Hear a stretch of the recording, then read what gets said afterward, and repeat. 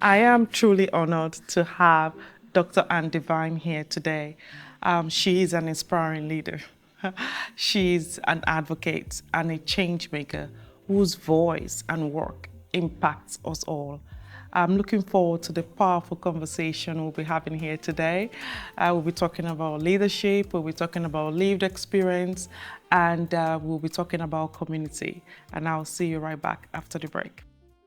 Dr. Anne Divine, welcome to Talk with Dr. Agnes show. Thank you very much, Dr. Agnes, for inviting me here today. Oh, the honor is mine. Thank you. So we had like a pre-interview meeting. Let's just usher this the conversation we had, to this session today. You are the most wonderful, and I'm not just wonderful, down to earth, humble, and highly accomplished woman. And I'm just in awe. And thank you for the generosity of your time with me on that day.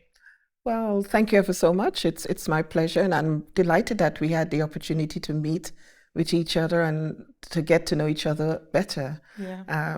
You remember the story I told you about me coming to your book launch and I scooted because I wasn't appropriately dressed when everyone was in their finery. So to be able to sit down with you and have that conversation and have a laugh and as women together, I thought it was very, I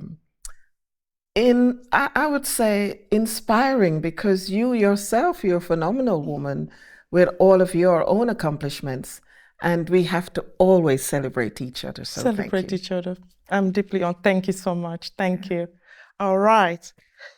Let's talk about, or start with your journey across continents. I mean, I share a similar journey with you. This time around, mine is from Africa to UK, from Nigeria to UK and Canada, and yours from Caribbean, UK and Canada. So, Dr. Divine, take us back to the beginning.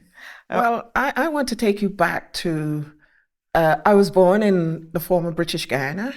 In fact, they are celebrating on the 26th of this month. So this entire week is a huge celebration of the 60th anniversary of Guyana becoming independent from British rule. So it's an exciting time for Guyanese folks. Although I don't go back very often to Guyana. I think I've been back about 3 times, but I promised my husband next year I'll take him. Next year you take him. But Guyana is in South America, and people often get mixed up. It's not the Caribbean. Oh, it's not? No, it's not the deep blue sea, but I tell you what it is about the affiliation with that makes us one. We are the only English-speaking country in South America, and that is because of British rule. Guyana was ruled by different I would say different languages going back. There is French Guyana, there's Dutch Guyana, and British Guyana, but spelt differently. When Guyana became independent, we no longer spelt it G-U-I-A-N-A. It's now G-U-Y. A-N-A. But we are strongly affiliated to the Caribbean because that's who we are as of African descent. The folks who will come. So there's several nations in Guyana. There's the indigenous people that we call Amerindians. There's also white. They're Portuguese. They're those of African descent, the second largest population.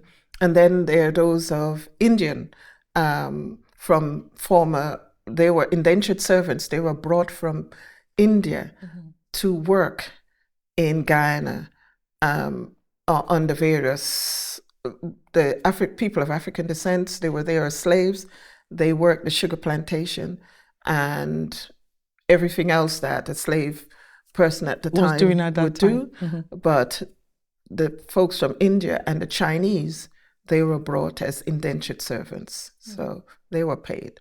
The slaves weren't. So when in the 50s and 60s, after the Second World War, Britain wanted people to help to rebuild the country, the mother country, as it were, not the motherland, the mother country. And so my parents, in their highly educated, with their jobs and everything that they have, and many others, thousands of others, were invited to go to Britain to help to rebuild Britain. And so they answered the call. We were invited, and when they got there, that's right. When they got there, it was very different because they were expected to be welcomed. But of course, not everyone welcomed them because they were met with signs outside of their windows when they went to rent. So I was left in Guyana with my grandmother and my aunts, uncles, grandparents rather, aunts and uncles and cousins. There were extended families. At one stage there were 17 grandchildren in divided among 3 homes, and we were there in this tiny little village. It's one that you would just pass through on a day when you're going from one part of the country to the next. So those individuals who are coming from a place called Parika, where Guyana is divided up into the Essequibo, the Demerara, and I think the Berbice River. So we lived on the east bank of the Essequibo River. So a place called Parika, we'd have all the people coming from the different islands that surround it. And if they're going to Georgetown, which is the capital, they would pass through. And Farm is one of the places that they would pass through. So that's where I came from. And then made my journey to England. How did you make it? Did you come unaccompanied or you came with... No, I came unaccompanied. I went to England, accompanied by the air stewardess. Of course. As a minor. And then arrived in the UK with all my siblings were there. I was the only one who was left in Guyana. And there are 4 of us. I'm the second of 4 girls. And I went to school, a beautiful school looking back. It was called Clapton Park Girls' School. Clapton Park Girls, yeah. Oh, you know Clapton? I know Clapton, yeah. So, well, then you know the history of Clapton Park Girls' School. Not going all the way back, though. Okay. Yeah. Well, the bottle green uniform. Yes. And I just loved it. So Clapton Park School was known as a school where nothing good was expected to come out of Clapton Park. Yeah. If you went to Dalston Mount, which was a grammar school, of course, then everything was. So when I look back and reflect on my own life, I think, wow, you went to Clapton Park Girls' School. I've got a girlfriend by the name of Andrea Headley. We went to school together. And we went to university together, we went to college together, we worked together in the same office, but I've not been able to persuade her to come to Canada. Wow. But we're still in touch with each other. Yes. So for me, what has come out of Clapton Park is truly inspirational when I look back and see those of us who've made it, doing different things. And tell me about you've talked about your school, but in the community where you lived, tell me how was growing up, Oh my goodness. I was a spoiled child. I was loved and still is. I had many pet names. Tell her, could you share with us? Queen Anne. Queen Anne. My uncle used to call me Queen Anne. And I'm not going to tell you the other one. Well, Queen Anne would do. I've got another uncle. He never calls me by my name. If anyone says Anne, he would say, "Oh, doll doo-doo." And what does that mean? God knows. But it's been said in love. I also, my grandmother, I lived with my father's mother. And during the holiday period, we would go to my mom's mother. And again, I would meet all my cousins. And my sister and I were spoiled because they said we were the children whose parents were away. So we got a lot of good treatment. If I didn't want something, I just didn't eat it. I just said, I don't want it. And they will find me something else. So after all, you are the queen. I'm not sure they wouldn't say that. I still had to do my chores. I didn't escape those. And I was raised, we were raised well. We were given the best. My uncles, they took good care of their elder brothers' daughters because that was important for them. And we were very protected. I remember when I went back for the first time, went back to Guyana in 1982, there were some young men that we grew up with in the village who came to see us. And my uncle wouldn't let them come up the stairs.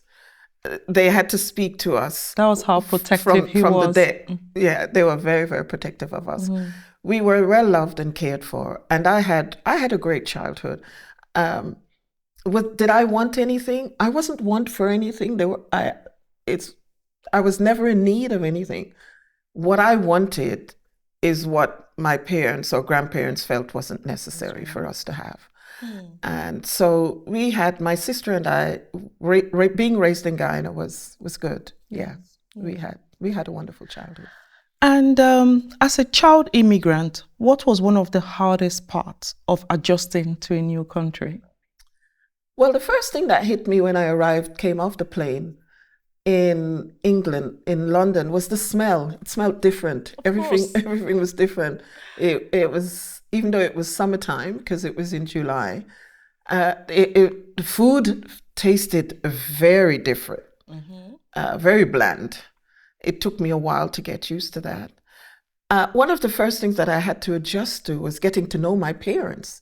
Of course. Because I wasn't raised with them. I saw my parents on one occasion, and I remember falling out with my dad. I did not like my dad because he came and I had to give up my space when he came to visit. So, I was a bit put out. Yes. But he was very proud of us as girls, his girls, his 4 girls. My mom was equally as proud. So I had to get to know them as individuals. I also had to get to know my siblings because I was seeing 2 for the first time. Physically, I'd seen pictures of them, but I didn't know them. So I had to get used to that as well. Then getting used to going into an environment, to school, which was different. And the accent must have been different? Yes, it was different, but nobody teased me about my accent because Clapton Park Girls' School, as you know, was a very mixed, diverse school. It didn't matter. People from all over the world. Different walks of life. And were in Clapton Park School. So that wasn't the issue for me. I think the issue was the subtleties of racism with our teachers, because I was told that I would never make it in the English class, even though I was in one of the top classes, because they were streamed. So CLAPTON, and I was in L. So C and L did a lot of work together. God help you if you were down in N, because N wasn't expected to achieve anything. You would be going to work in the factory. Between CLA, you were expected to do well. And so I left and went off to college very quickly, very soon, because I had a form teacher who was Trinidadian, Mr. Mohammed. He called in my parents and told my parents not to send me to the 6th form, but I had the capacity and the ability to go to college. Straight to college. So okay. I didn't know you had that flexibility. Whether if you had it or not, my parents were told not to leave me to go into the 6th form because I had the capacity to do more. So I went off to the very famous Tottenham School of Technology, College of Technology. So at the time, and I still hold that very proudly in my heart because it's one of the places where I did my A-levels in law and economics, and other secretarial work. So And here we are today. It was good, yes.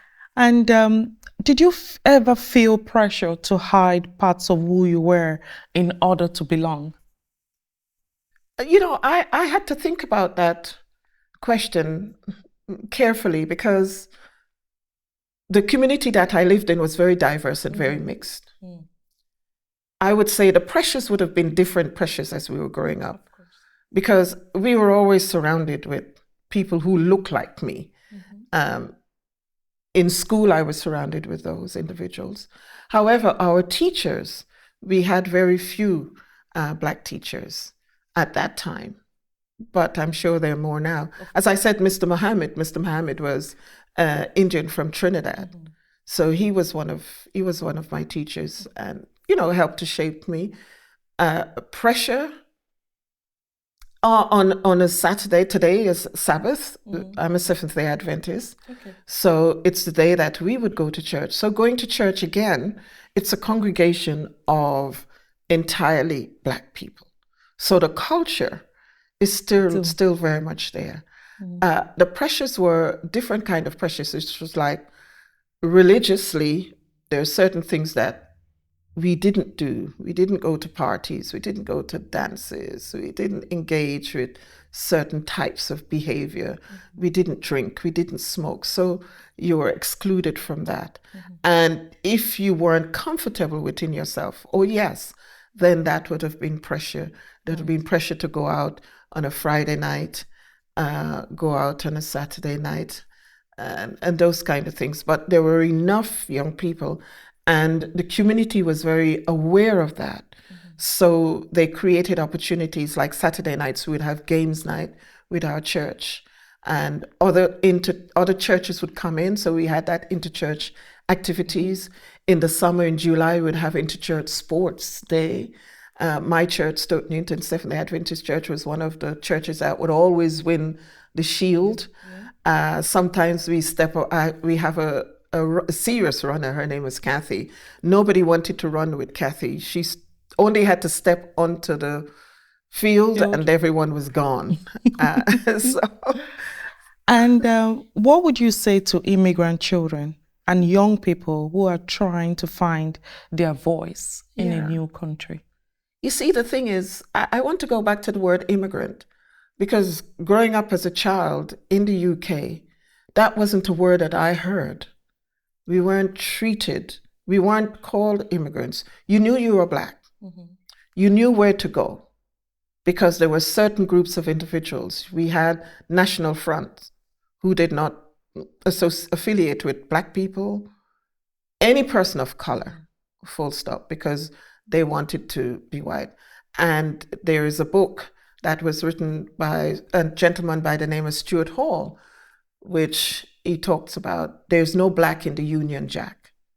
And that's how the far right and hardline British would see it.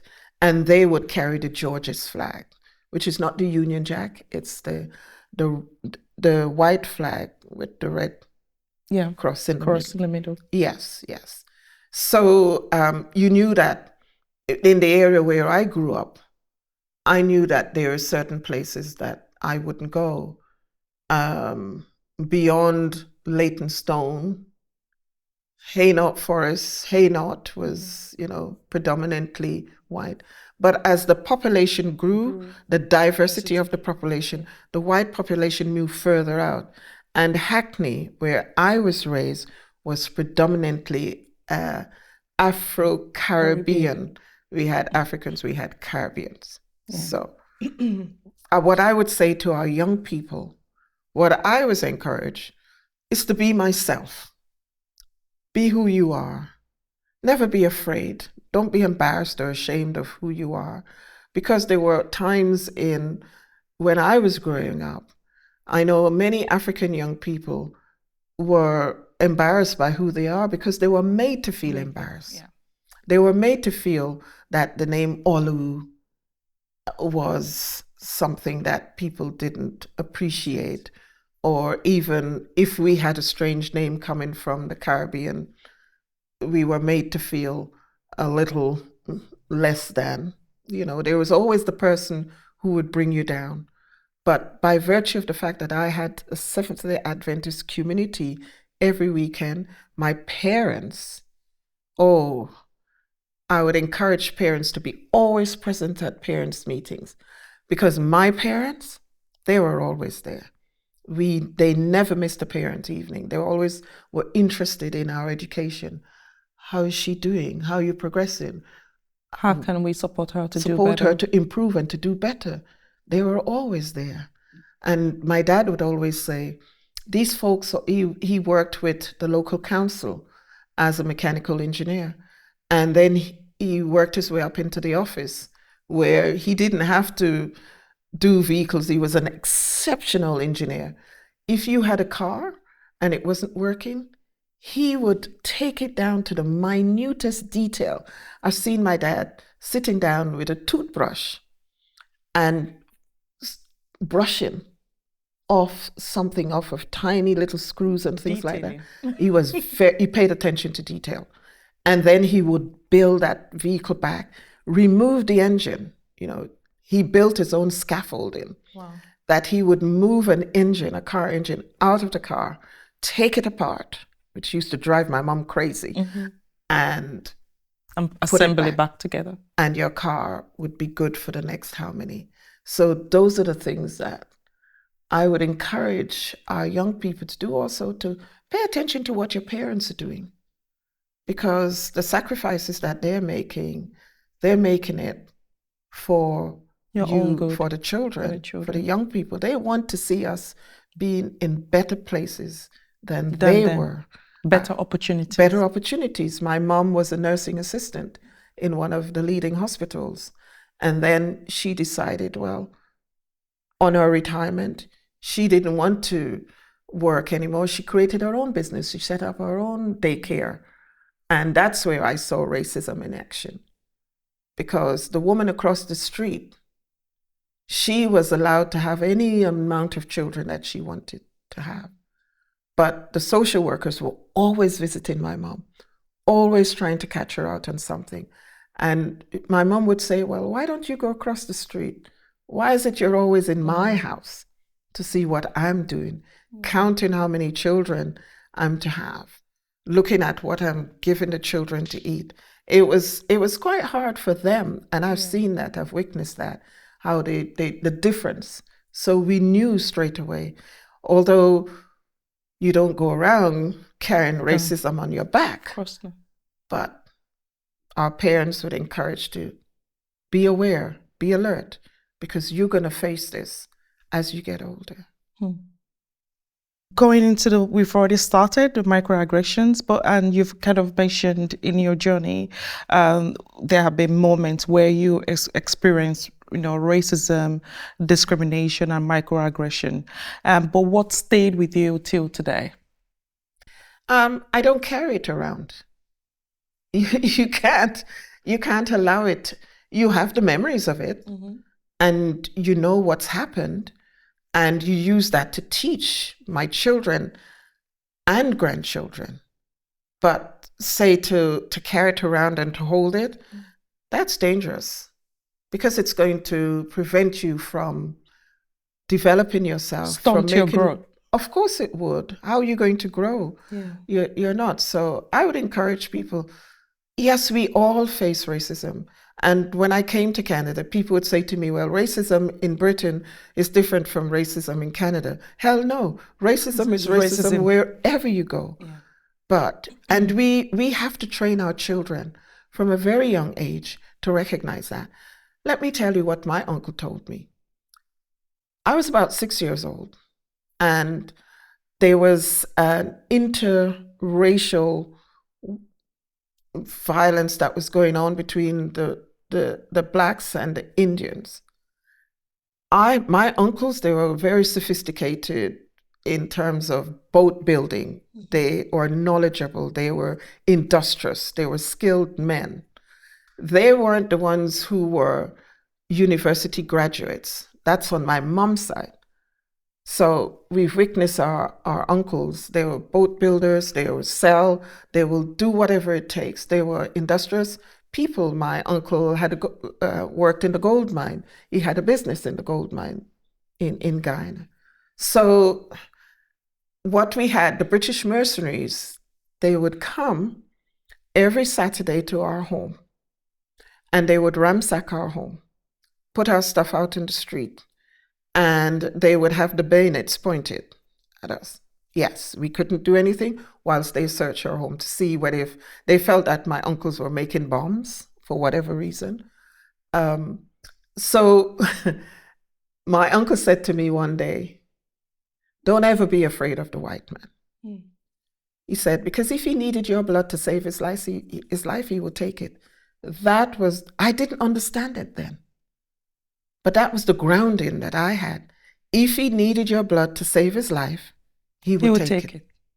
Right? So don't ever be afraid of him.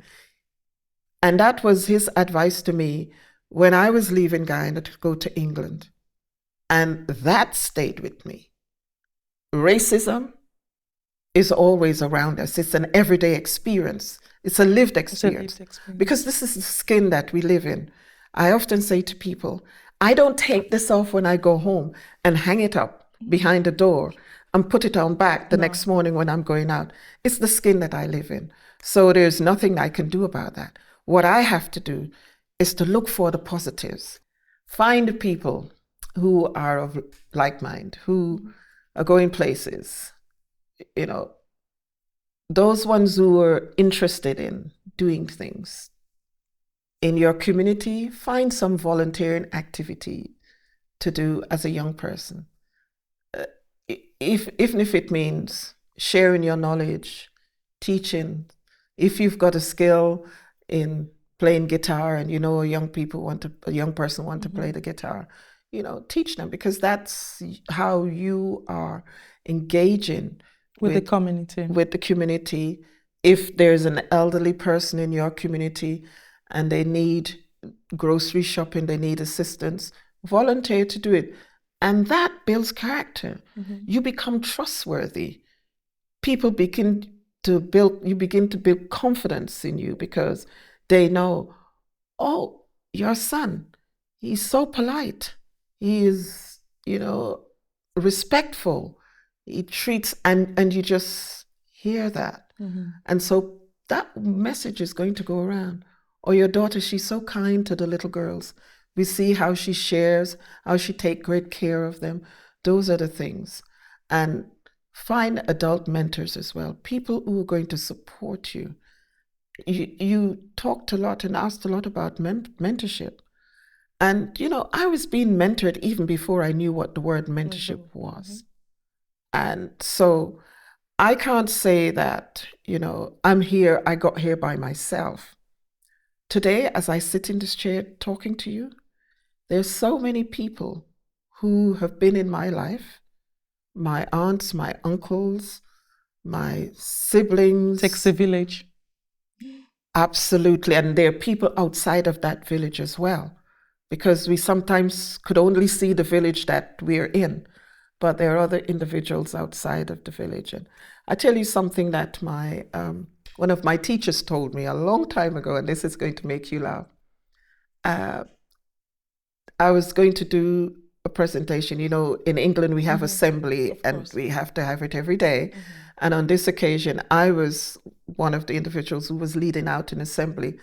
And Mrs. Clayton, her name was, she was my form tutor, and she called me up. She says, come on, come here with that smile. Don't ever lose your front teeth. So I never lost my front teeth. I guard them, because they are my defining features. The things that, and I'm going to go very deep here, the things that bothered me as a child growing up, people used to laugh at me because I had high cheekbones, I had thick lips, and my nose is wide. Typical Black person. Yeah. But many people thought that these were African features. And African, if you're an African, you didn't have redeeming features. So I was never seen as beautiful amongst my friends. I had to create that beauty inside of me.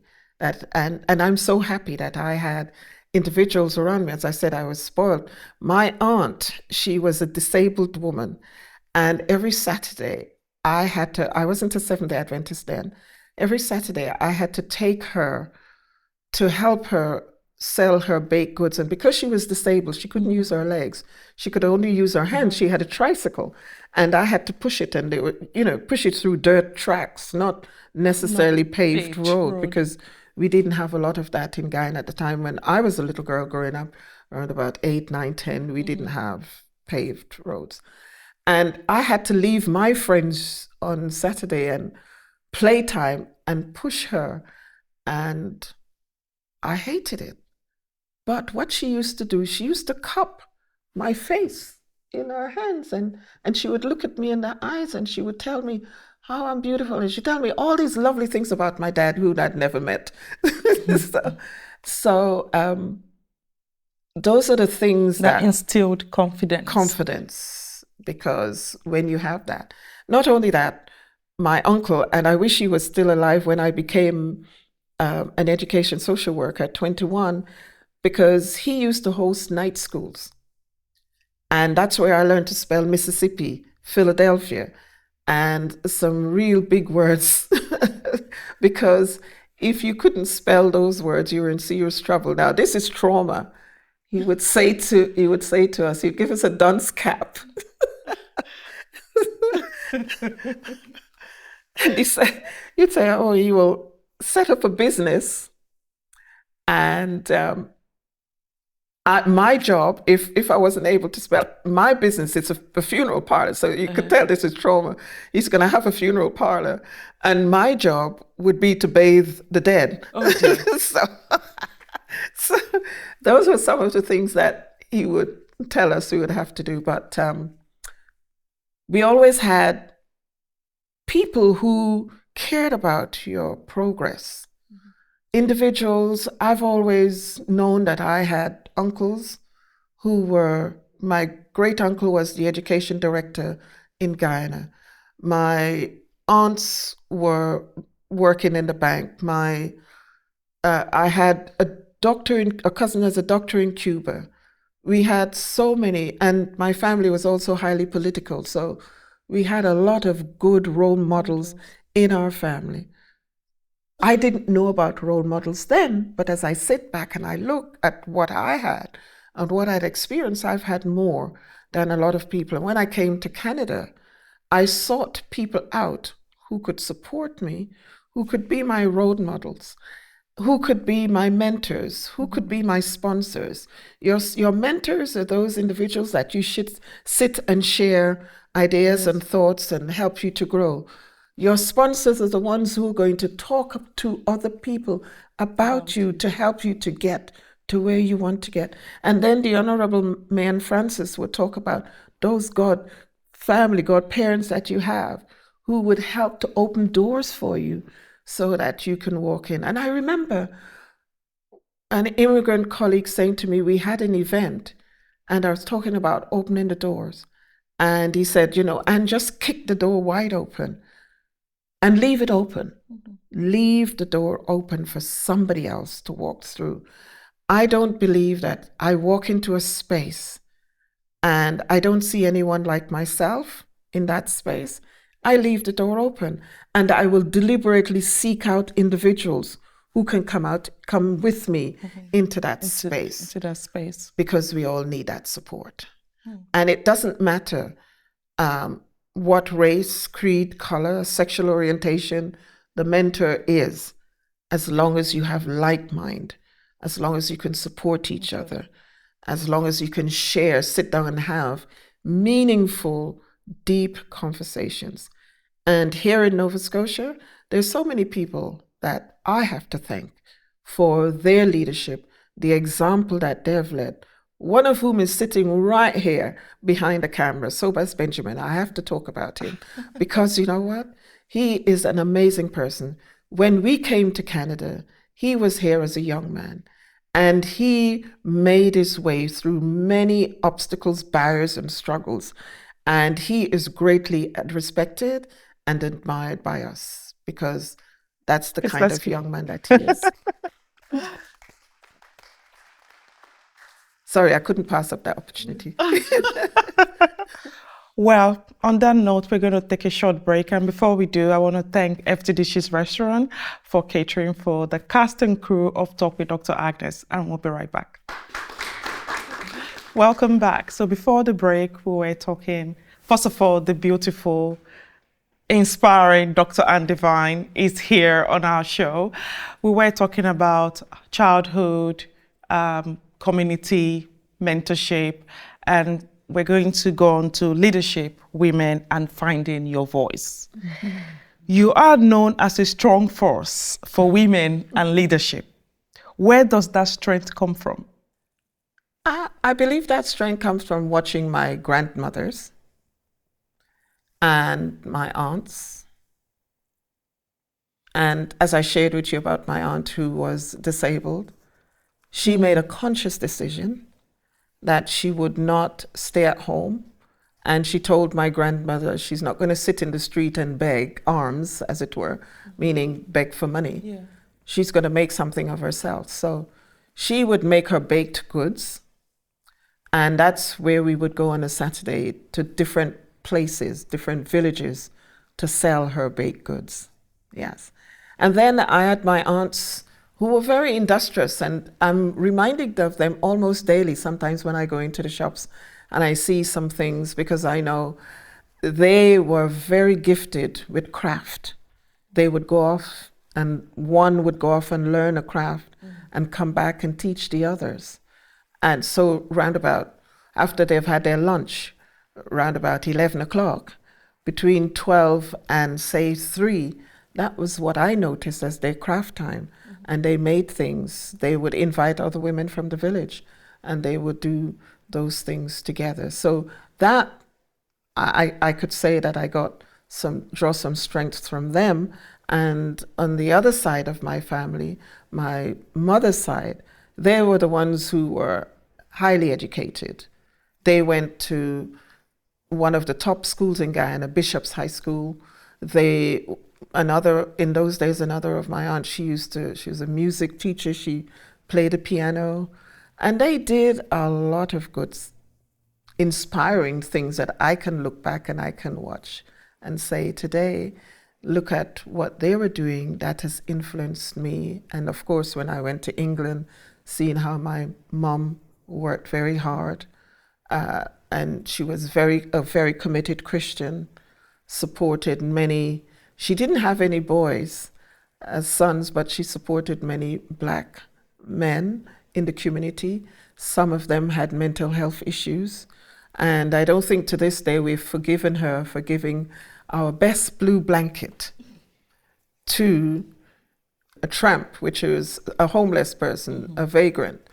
And she gave our best blue blanket to that individual. But we weren't happy with her. But he cherished it. And she was very much loved in our church. She cared for the sick. I learned a lot from my mom. I remember the first person who had breast cancer, because I saw my mom using grape juice, black grape juice, because that's supposed to help to support, because nothing else. This young woman couldn't eat anything else, and my mom would squeeze fruit juices, in particularly black grape juice, that she learned from a book that we as Seventh-day Adventists draw heavily from health. It was called Back to Eden. And so she used that a lot. And I looking at those women, looking at the strength and their character, their determination, their authenticity, because they would show up, those women. And that's also a compliment to the women in my church as well. They would show up for anyone, and they would show up for each other. And that's where you gain your strength, as you work together, bond. Belonging.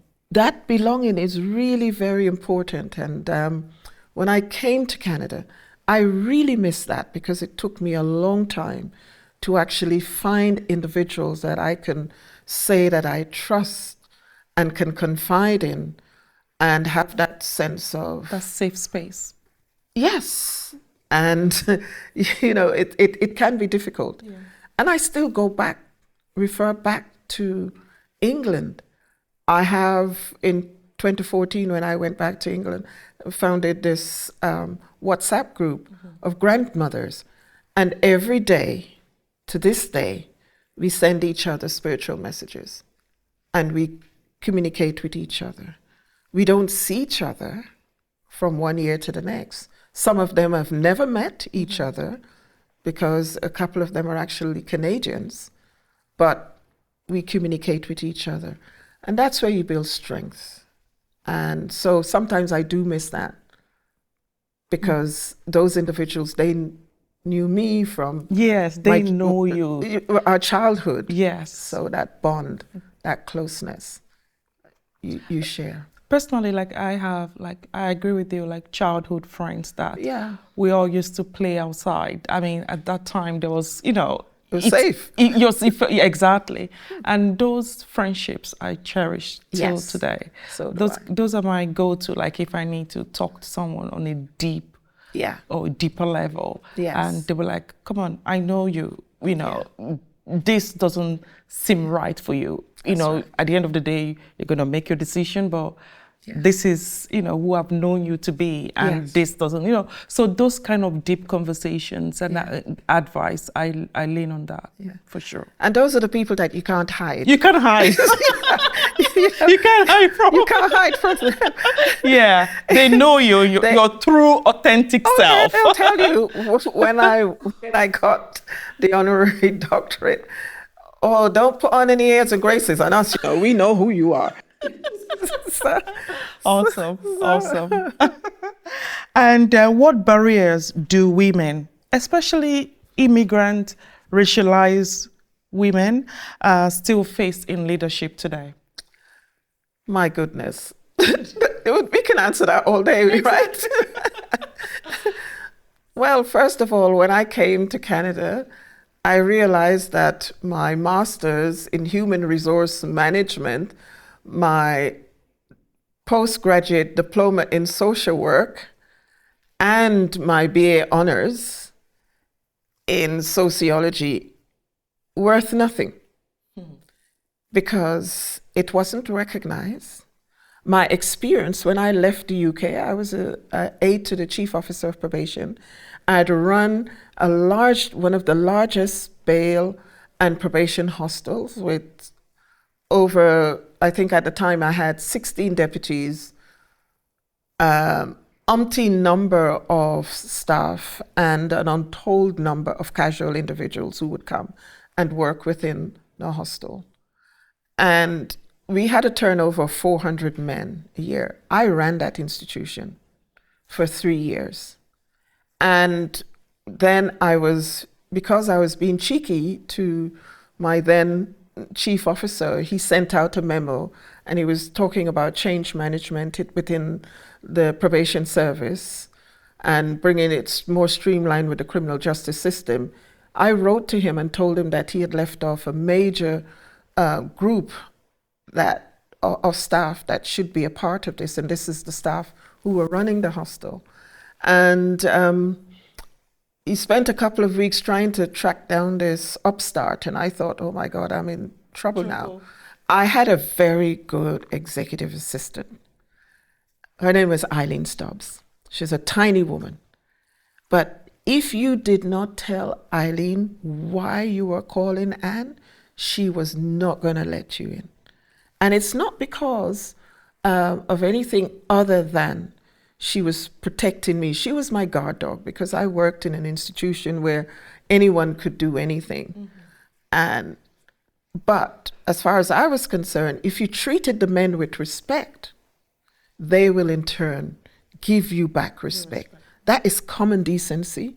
It didn't matter whether if they were lifers or people, if you had committed murder, if you were a sex offender, it didn't matter who you were. My responsibility in that environment was to treat you with respect and dignity, treat you as a person.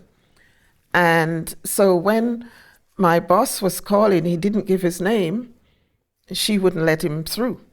And eventually my immediate manager, Len Cheston, said, Anne, someone is calling you Could you return the call to the chief probation officer? And I thought, oh my God, I've done it now. And because I knew what I'd done, I knew the memo that I'd written.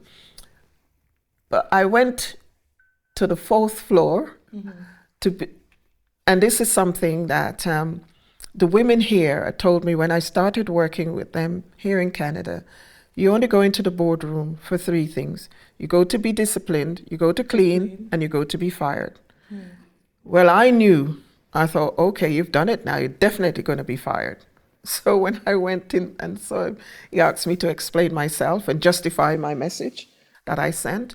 And in the end, before I left, he offered me a job to work in his office. I think he was intrigued by the audacity of this woman and authentic, you know. Well, I showed up as myself. You showed up as yourself. And it was a high risk thing to do. But at the same time, he was leaving out a large group of staff, employees who could tell him, as I said, how the probation service functioned inside out, not outside in, but because we were living it. We were there with the individuals, the offenders. We lived with them. And that was something. That was, of course, that was. Yeah, that was very important to us. So now, why am I telling you that? I don't even know. Well, I told you I love storytelling. This is the space. Let me try to bring us back. So the next question I wanted to ask was there a moment in your life when you realized that you had to stop asking for permission and start claiming your space? Well, I'm going to go back to the women's issue because that's where we left off.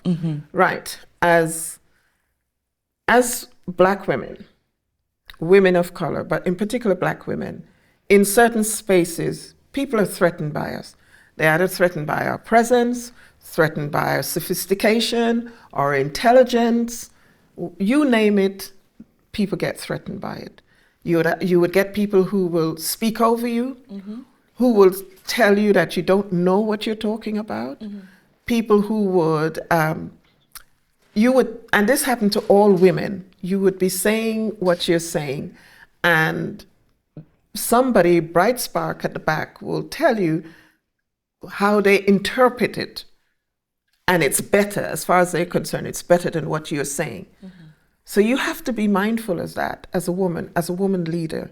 You have to know your strengths, know yourself. I cannot tell you how many times I've written down what I have to say, how many times I'm sweating, how many times I am nervous because I'm challenging someone about something that is critical, and I wanted them to pay attention and know that I'm present, I'm listening, I have heard, and I want to make a point.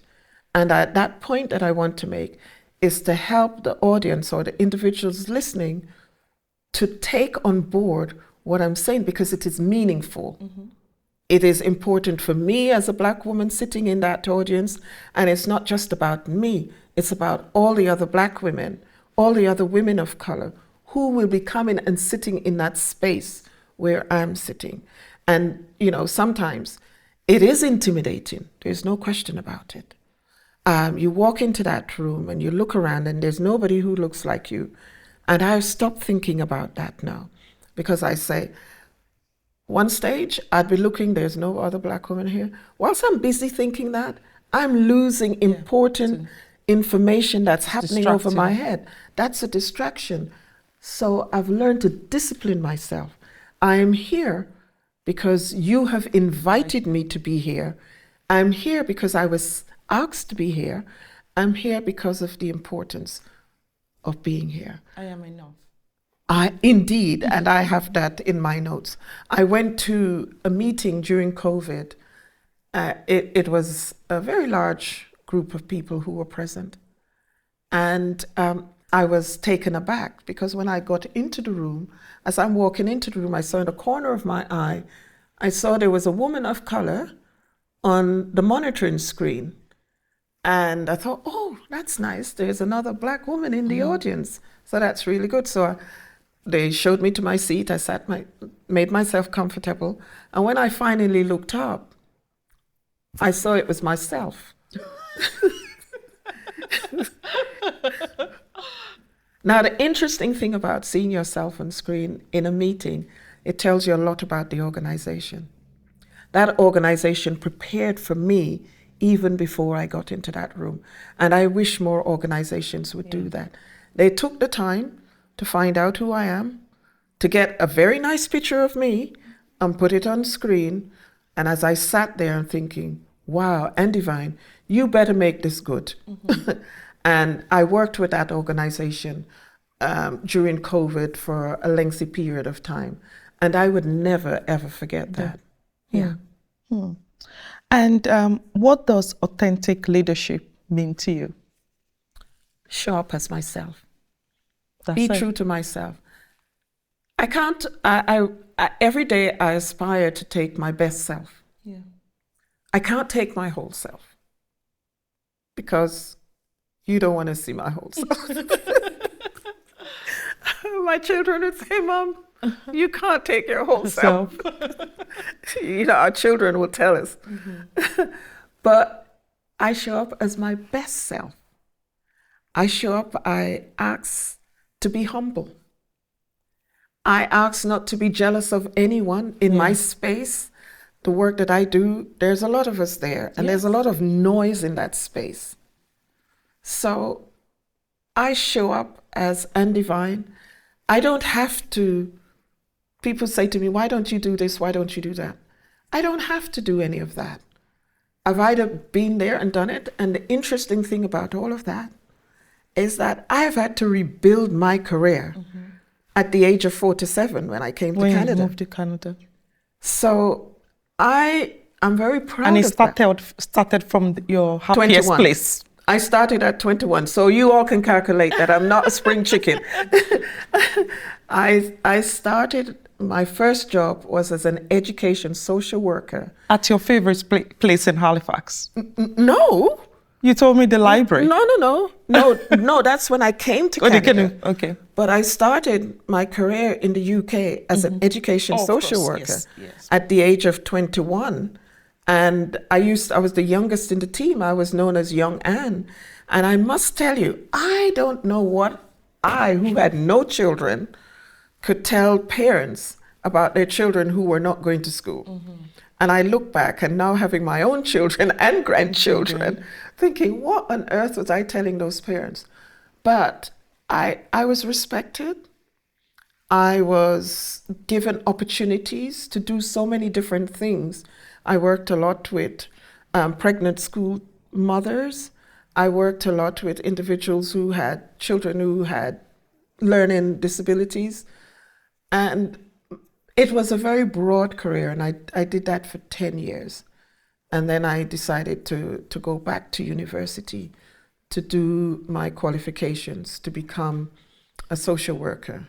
And I did not go into social work. I went into the criminal justice aspect of social work. So and I tell you a funny story.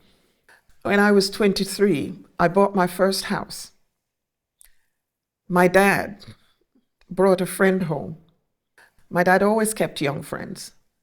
And I didn't tell my dad I was planning to buy a new car, but somehow he kind of figured it out. You know, our dads, our parents, they always know what we're thinking, even before we know it ourselves. And I came into the living room and he said, oh, baby, come here. I want to talk to you about something. And there was a young man sitting in a chair. I'm thinking, what's he doing here? He's my friend.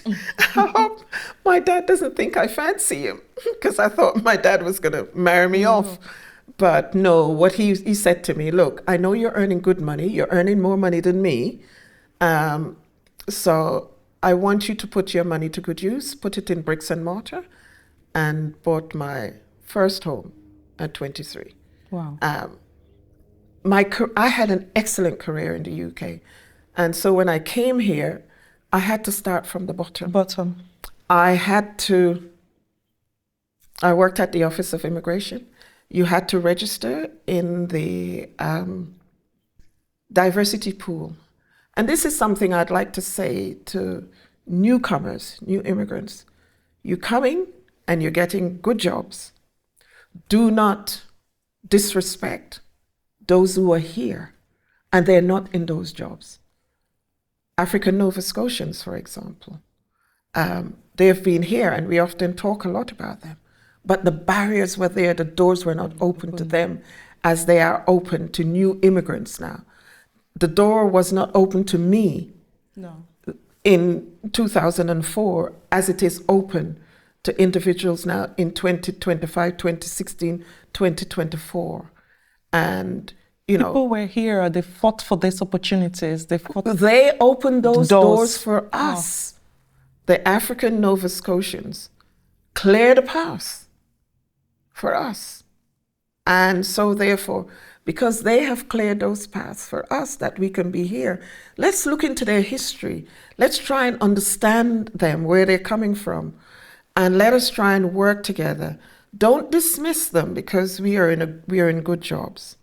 When I left my job, my good government job in 2014, people say to me, Anne, how could you leave that good job? You're a manager in government and you're going to go out on your own. Don't you know you won the government lottery? Yes, I did win the lottery, but I wanted more for myself because I believe I had more to offer. And so leaving government was the best thing that I did for myself. I'm not saying that would be the best thing for somebody else, but I wanted more for myself, and I knew I could do more. And staying in there, I knew that I was going to be going around in circles, even though the money was good. I'd be going around in circles, and I wouldn't be fulfilled as I am today. Yeah. So for immigrant women, show up as yourself. For any person, especially those of us who are of color, of African descent, and we are aspiring, find yourself some good mentors. It doesn't matter what race, creed, color they are. Find good mentors. People will support you. We don't have individuals who can often tap us on the shoulder and say, well, I'm thinking of you on this. I have had that. I can say that I've had that now, but not everybody has had that. So we've all had to work. We've got to work together, support each other. And this is why I founded the Black and Immigrant Women's Network, because I had nowhere to put my briefcase when I came to Canada. I started off at my favorite place at Keshen Goodman Library, where I started teaching immigrant women English. I went there thinking that I was going to be brushing up on my English. I was thinking of English literature and reading Shakespeare and things like that, but it was nothing like that. What they said to me is that, look, we want you to help us teach immigrant women. These women were successful women. They were scientists, they were teachers, they were professors, nurses, doctors, but they could not get into the system. And so they were living their lives vicariously through their children in the hope that their children are going to do well. So I was there, and I stayed at Keshen Goodman Library for several years, and I started doing lots of events so that other women could get in the space. And that's where I started partnering with organizations like the Chamber of Commerce. And I met the chair of the Chamber of Commerce, and Valerie Payne was at the time. She was the president, and she introduced me to a member of staff, Gail Adams, and they opened those doors for us to take women around in different places, host events, host meetings that we can communicate together. We can talk about those things that matters to us. We can talk about how we can elevate and support each other.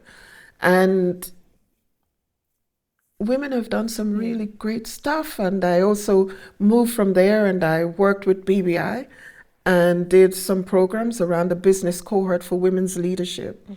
And I ran several of those programs, and 48 women came through that program. Today, some of them are counselors, directors, and have done some really amazing stuff. And those women, they were dedicated. They came to those sessions. Some started in the winter, and we did those on Saturday mornings. And could you imagine leaving your young family on a Saturday morning? They were determined to learn. The snow was deep. They were clambering over the snowbanks. And we went to the BBI's office at the Centennial Building, where I taught leadership development for those individuals. So I don't feel that I have to do anything else. I don't feel that I need to be in competition with anybody else. I feel that I can be myself, and I can encourage women to be themselves. I also feel one of the things we are not very good at doing is passing the baton on. We should not be afraid to step aside and let go and let somebody else take the place. People said to me, okay, now you're not chair of the chamber. How does it feel? Do you feel any way different? No, I don't feel any different, because I'd committed my time. I was there on the board for 6 years, and I did a number of things. With the chamber, we made a lot of changes. We did a deep study. The study was known as Amplifying Voices with Ifenye, for example, during COVID, to ask white employers what is their relationship with Black people in business. And we did that study. It's online at the Chamber of Commerce.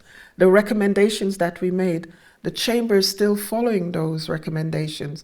We've had the Surge Conference, the Women's Conference, the diversity, equity, and inclusion policy that the Chamber follows is as a result of the study that we did. And so I'm very proud of that. I'm proud of the many organizations that I have worked with over the years to raise the profile of our women, of Black women, women of color, because every one of us is worth it. Yes. Every one of us has something to bring to the table. Every one of us has something to share. Every one of us has something to give to the other person.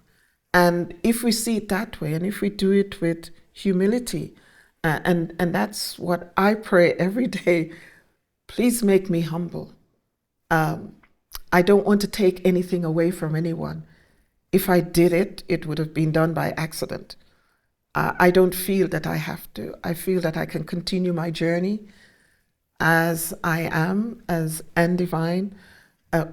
My grandchildren, I want them to see us, their grandparents, as an example, in the same way as I saw my grandparents, because on my mother's side, my grandparents, they were we often give a little chuckle, because they were the Barack and Michelle Obama of their day. They were, my grandfather, he was the chairman of the village committee. He was a justice of the peace. And in those days, to hold those positions, even well before I was born, is quite significant. So whoever we choose to be, whoever we are, let us do it in humility and draw strength from each other, because that's how we're going to move forward in life. Indira Gandhi said, you can't shake hand. You can't make peace with one hand. You have to reach out and shake another hand, somebody's hand. That's how you're going to make peace. That's how you're going to grow. That's how we're going to collectively strengthen each other, and make a difference collaboratively. Because if we hold these differences that we have, we fall apart. We're not going to go. We're not going anywhere. Yeah. You mentioned about grandchildren, family, and I wanted to ask how you balance life. How did you balance? You're still working and being impactful significantly in the community, but how have you balanced family life, career, leadership, community service, everything over the years? How did you do it all? I didn't do it by myself. And that is so important. My mom passed away when we had our first child, so she wasn't there. But my aunt, who's still alive, she's 96, she helped us raise our children. So she gave us, my husband and I, my husband, David Divine, Professor David Divine, was a very high-profile person in the UK. And so she gave us that opportunity. We could leave our children with her, and I didn't have to think about it. I didn't have to think about them having food. Because you knew they'll be taken care of by a loved one that you by trust. loved ones. I'm probably one of the only Black women who cannot braid cane row, because you know what? My aunts did it. My sisters did it. And looking at that, they allowed me to go, and because on Sundays, some Sundays I have to leave to get to somewhere, a different part of the country for work on a Monday. So some Sunday evenings I wasn't at home. Some Sunday evenings I worked. And so therefore, they took care of the children. So going back to the village took care of them. Yeah. And so that's how I balanced life whilst I was in the UK. When I came to Canada, we also had somebody who, she was like a nanny or childminder. She took the children to school, brought them home, cooked for them, prepared for that. When I came to Canada, there was none of that. Do you remember you could take your ironing and you pack your bag, put a note, put it outside the door, and the person from the ironing parlor would come and pick it up, take it away, iron it, and bring it back? Didn't you have that? Which generation was that? In my time. Yeah, my lady Penny, we just put the black bags outside, and she will, with the clothes, and she would take them away, iron, and bring them back. For free? No, you paid her. So when I came to Canada, I went looking for the ironing parlor. I couldn't find the ironing parlor, so I had to do it myself. But our life took on a different meaning when we came to Canada. Aside from the struggles to get a job, almost 3 years into our stay here, my husband had a near fatal accident on Lacewood Drive. We didn't expect him to survive. However, what I would say, and I will say this until my dying day, Nova Scotians came out for us. Nova Scotians were there. It didn't matter who they were. They looked at us as this family who have given up everything and come from England. My husband was a professor at Dalhousie University, the James R. Johnston Chair in Black Canadian Studies. And so when this tragedy happened, it was like everybody was there for us. The amount of people who came and kept us company at the hospital, stayed with us, supported us, brought food. Nova Scotians are good at bringing food. One Easter, I opened my front door and there was cross buns, because that's something that England do. Yeah, British hot cross buns was outside of the door. They would clear the snow for us, and even the taxi drivers would see him through the door, make sure, because he's quite disabled. He had to learn to read, write, walk again, like a baby, start from the bottom, all over again. And sometimes I say to him, now he's cheeky because he can do things for himself. Balancing that, we do it together. He does the housework. Now, that's all changed around, and he does it better than me, I have to say that. And we work together as a team, so that brings about balance. And he gives me the space. We give each other the space to do what we want to do that is important for us. And I would encourage you, if you have a partner, your significant other, work together so that you can bring that balance within your household. No one is more important than the other, because everybody has something to do, everybody has something to share. Yes, we have our strongest disagreements around politics.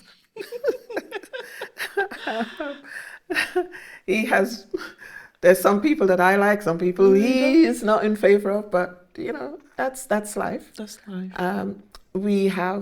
I'd say we have a warm family. We have 3 children. There are 3 adult children. My daughter would often refer, because she's the only one who's here, she would often refer to her brothers that she's taking care of the kids, meaning her mom and dad.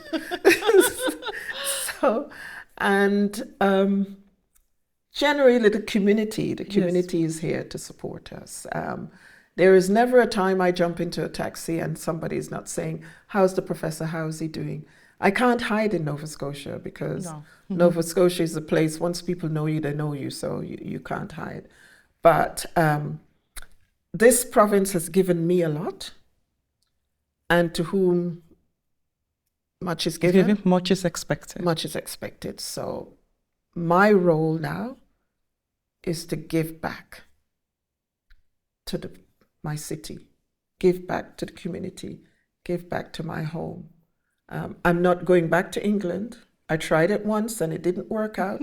So I only lasted 3 months. And you were back? I was back in Nova Scotia. And I didn't, whatever it was that was pulling me to get to England, when I got there, was pulling you back to Canada. I went to a meeting with the Dale Carnegie Institute. I was the speaker of the hour. Yes. And I found myself speaking about Nova Scotia. And they wanted to know, well, why are you here? Why don't you go back and finish what you've started over there in Nova Scotia? And, you know, it's like, you didn't need to ask me twice. I came back. I had no money. I came back with a business plan that I started on the plane. And what was good about that? My daughter, she was my first executive assistant, although she said she's never been paid. But I think I'm paying her back by taking care of the grandchildren. But she would say she's never been paid.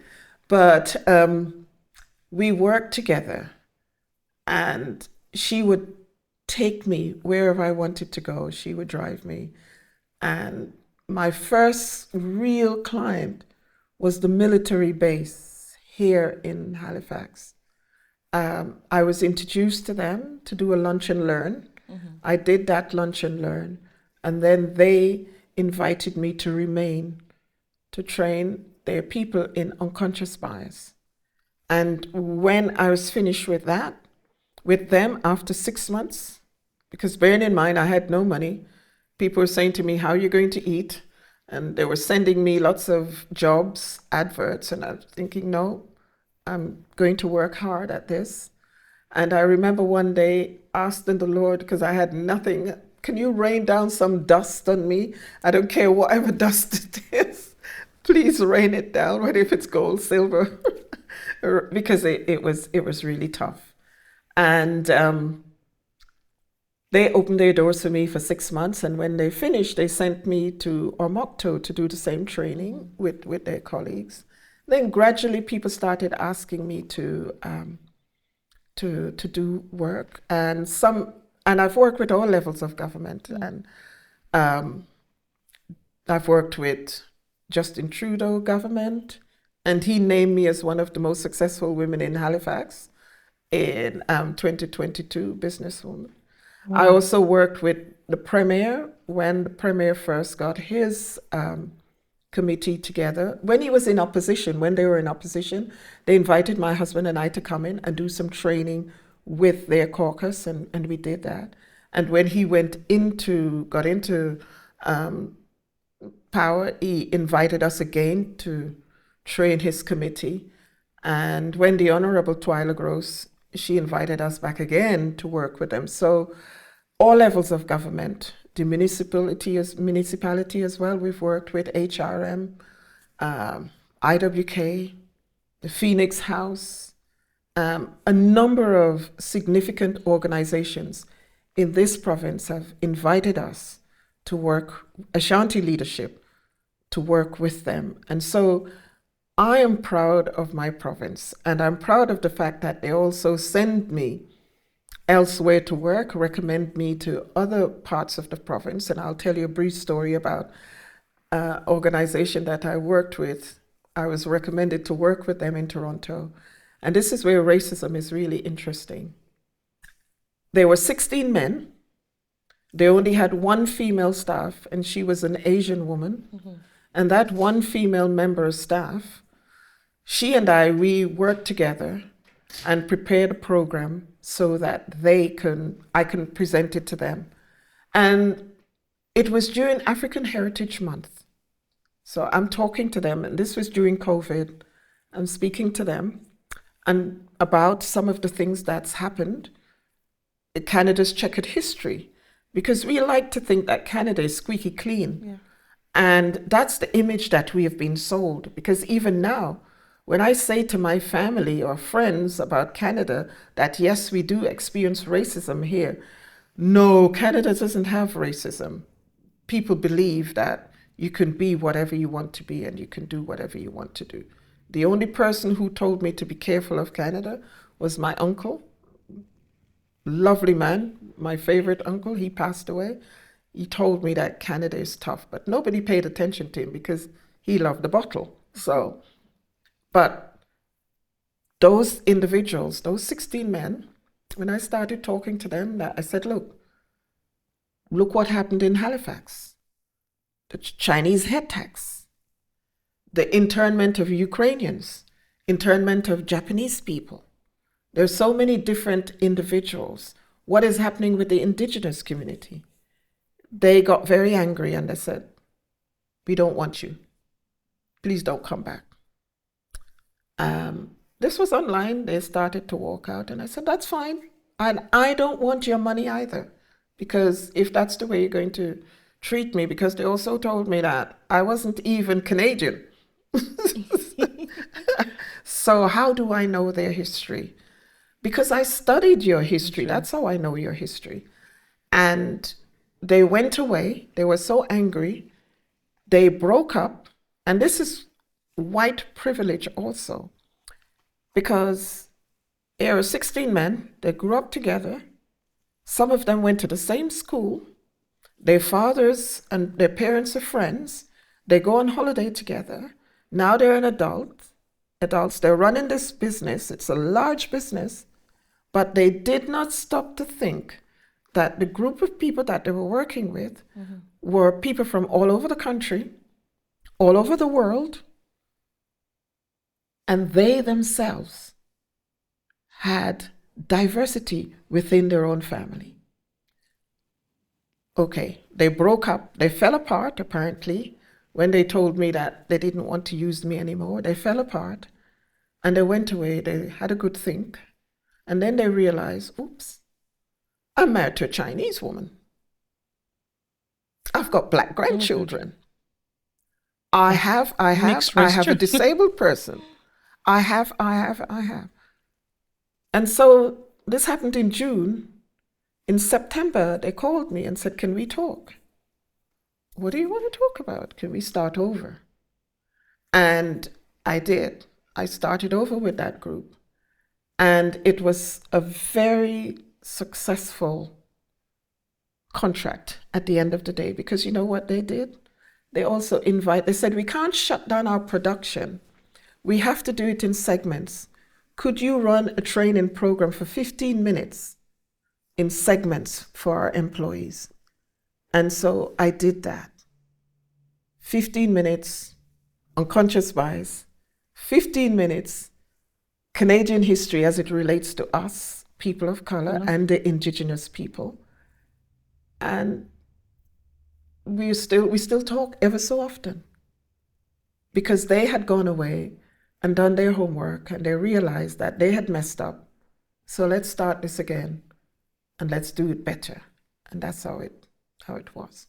So all of that, I balanced with family. I balanced with my board work. I was the chair of the Halifax Chamber of Commerce. Something like that has given me immense feelings of accomplishment and proudness. Because when you think of this little girl, thick lips, high cheekbones, now people are paying for that, coming from this little village who's afraid of birds, because people used to tease me and call me foul feather, because I'm afraid of feathers, I'm not going to lie. And achieving being a chair. I was not the first immigrant. I was not the first woman. But looking at what I did from where I'm coming from, coming from this little village, coming from the school that nobody expects anything to come out of, leaving England, coming here and starting all over again. and chairing the North American oldest business institution, that is enough for me. On that note, we'll take a break and we'll talk about the future of Ashanti leadership. Oh, I shared some of that already.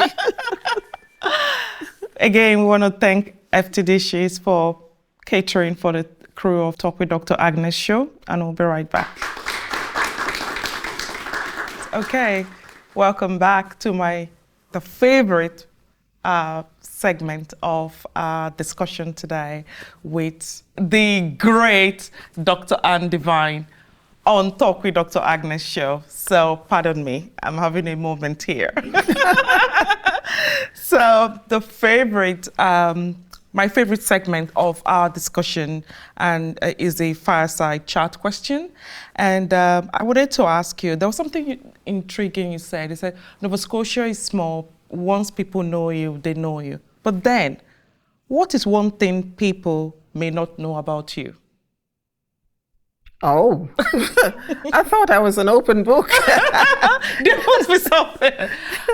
Do you have any kind of a book, a quote, or a personal value that has guided your life, your leadership, or anything? Well, the core of my being, it's about the center of my life is I believe in God. I have a strong, I don't go to church every week or as Adventists are, usually do, but that core belief, it's rooted, it's grounded, it's what has grounded me throughout my experience in life.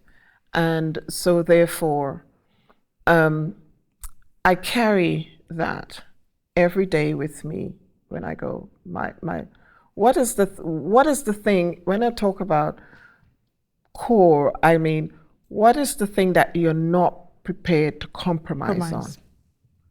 Because sometimes we compromise ourselves because we may want to fit in. We may want to, I'd rather say no and walk away from something than try to fit in, because then it's not me, it's false. So that's a really important thing for us to always, your core, what is it you will not, your values. Your values and your beliefs. Your beliefs, your passion, your purpose, all of those things, they form a part of who you are. How I show up on a daily basis. I may want to be angry with somebody. I have no space for anger, because that lives and it eats you out. I would rather turn that anger into forgiveness. And one of the things that I have learned working for myself is that I've got to appreciate, love, and care for myself. When I make a mistake, I have nobody else to blame, because, if you make a mistake, you can quite easily dismiss it and say somebody else is to blame. But if I make a mistake in my daily life and experience, who is responsible for that? So it's about a level of responsibility. Accountability, being accountable to yourself first. When we can be accountable to ourselves first, that's when we could take it to the next level and be accountable to other people and for other people. And so for me, that is really at the core of my being. One of the things that I practice daily is to treat each individual that I come in contact with respect and dignity. It's not about judgment, because sometimes you could sit and you could be thinking and making a judgment about somebody, and then the person gets up and they open their mouth and you think, oh my God, I've done that in the past. What was I thinking? Listen to this individual. So those are some of the things that I carry with me daily, and my faith, my confidence and trust that when things go wrong, they go wrong for a reason. I used to say to our children, failure is not an option. I stopped saying failure is not an option, because it really is not. Failure teaches us lessons. I have failed many times here, and I've had to go back and think, well, what I did, go back over my steps. Reflect. And rebuild. And when I was going through a really, really hard time, my husband was sick, my daughter was ill, I was in hospital myself for, a day because I was so stressed out. Those are the things that would often set us back. And one of my prayers, this is going to make you laugh. Please don't let me fall in Nova Scotia with my wig backwards and my knickers on top of my head. I'm so sorry. Now you imagine that as a black woman. Yep. That's when you're going really crazy. Yeah. So that was my prayer. And well, don't let me fall with my face down. Because if I fall with my face down, I'm not going to be able to look up. I'm not going to be able to see the sun. If my face is down, I can't get up. Of course. If I fall, let me fall with my, at least let me see something. Yeah. So that I can have hope to get up. And keep going. Keep going. Hope. Resilience. Yes. And that keeps you going. Your husband is sick. You lost your home. You have to start again all over again. All of the difficulties, your children have to go to school. They have to have an education. How do we do all of that? And then my son, and I give a lot of credit to my husband and our children. I think we are blessed to have 3 of the most beautiful children any parent could ever wish to have or blessed to have. Because our eldest son, when his dad was sick and he found me in hospital, he said, "Mom, what are you doing here?" I said, "My heart, I just couldn't breathe." And he said, "Mom, today I'm not going back to school. I'm going to go and work." And he left his education. And I have to say, I'm so proud of him, because after that he got married and he left and went away to Bermuda and then went to the UK. And 3 years ago, he finished his master's in business and communication. So I'm so proud of him, because with his family, young family, had to put himself in the background. But now he's finished that, he can now move forward. And he is one of my greatest teachers. I often say to him that I belong to the school of Ephraim Thomas Francis Divine, because he teaches me so much. And my daughter, she also teaches me a lot. When I want to get off the rails, she'll tell me, "Mom, just calm, let it be, let it go." Our youngest son is the same thing. When I turned up at your event and I was not appropriately dressed, they told me, "Mom, go home." Bless. Go home. So, and we have 9 grandchildren. Wow. And I am so proud, because we often think about our children, but between my friends and I, we talk that we've never talked about having grandchildren. But now that we have them, I don't feel that I need to raise my grandchildren. I am here to live a life of example so that they can see what it's like to have grandparents and what's like their parents to have parents, to show them the way, to be of guidance, to live a life of example, to sit and read with them, share stories about our life experiences so they can learn from that, because that's what my parents did. That's what our grandparents did. I tell you, the 2 biggest words that I learned at my grandparents' table, this is going to make you laugh again. They were talking about a man in the village who was sick. And my grandmother was a domino champion player, so the friends came over and they're playing dominoes at the table. And my 2 aunts were there as well. And they mentioned 2 words, gonorrhea and syphilis. And I'm thinking, what does that mean? I said, I must share that with you, Dr. Agnes. And then my grandmother said, "Simon, little piggy with big ears." And I'm thinking, where's the little piggy? And I'm looking around to see where's the little piggy. The little piggy It was was me. you. They were saying, why are you speaking like that? And so this little piggy parked it up there. So when I got older, I realized what they were talking about. This guy was so sick. This is what he had, because they used to put worms to eat the dead flesh from his skin. So many, many years later, fast forward, I said to my aunt, "Did you remember?" And she said to me, "What? You were at the table?" So I said, "Yes, I was at the table."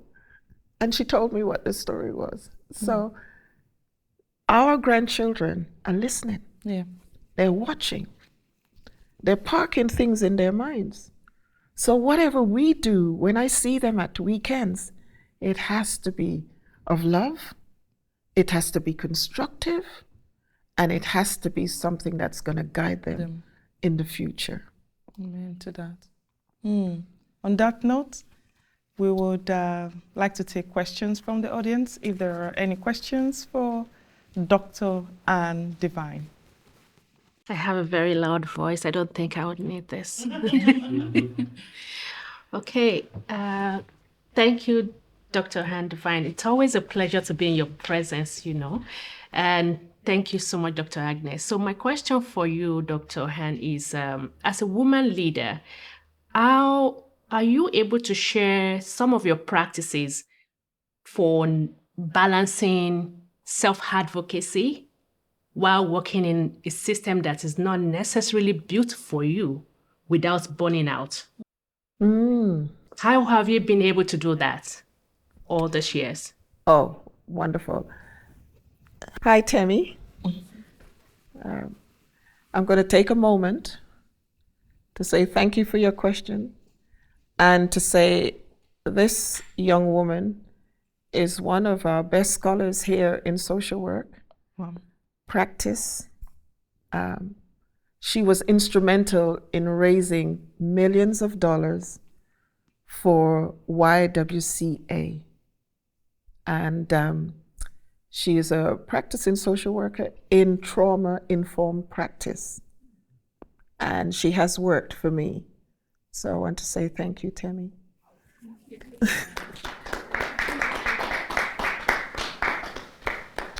Now, how do you balance that?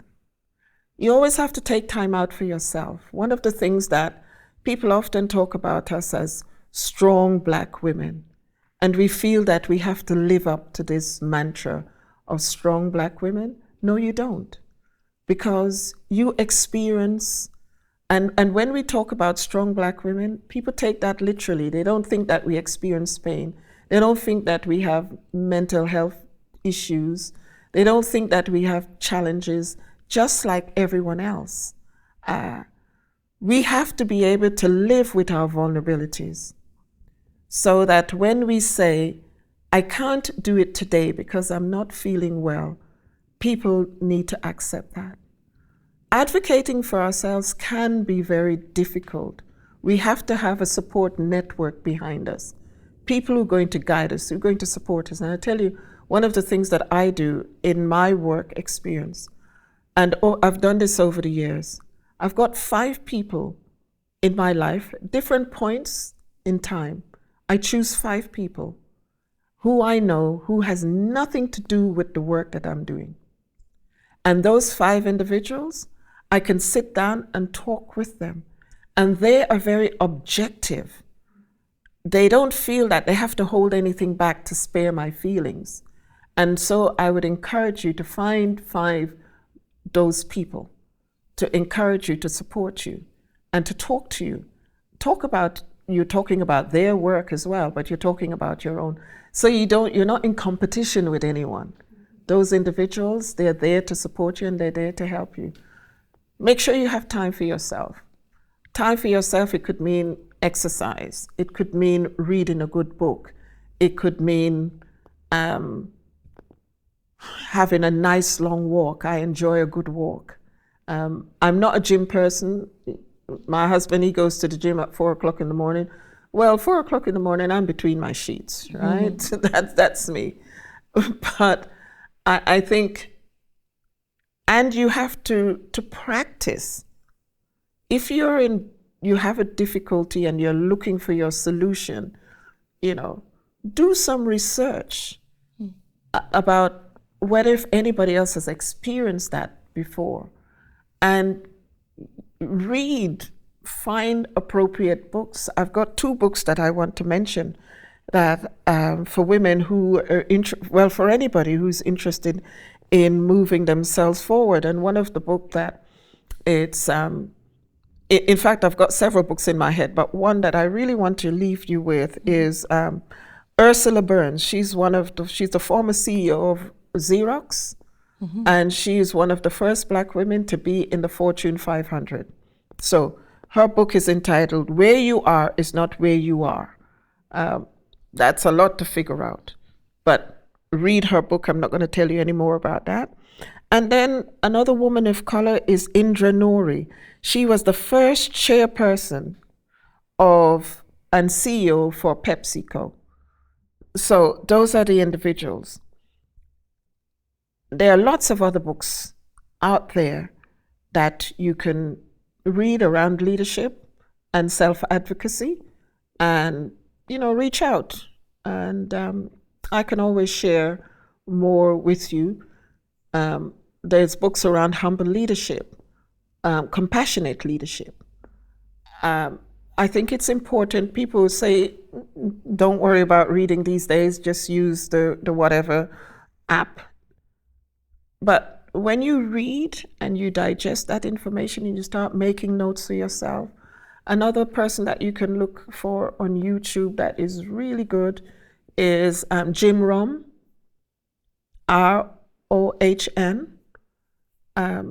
I find that he has some really good insights to offer about advocating for yourselves. And also another person that I like to listen to her podcast is Mel. Mel Robbins. I was going to say Mel Gibson. Mel Robbins. She gets a number of individuals, and she's been doing this for a number of years. Brené Brown is another person that you can look at. There's another book that you can also look at. It's called The Memo. It's by a Black female author. Very good. So there are lots of things that we can do. It can be difficult. I'm not going to lie.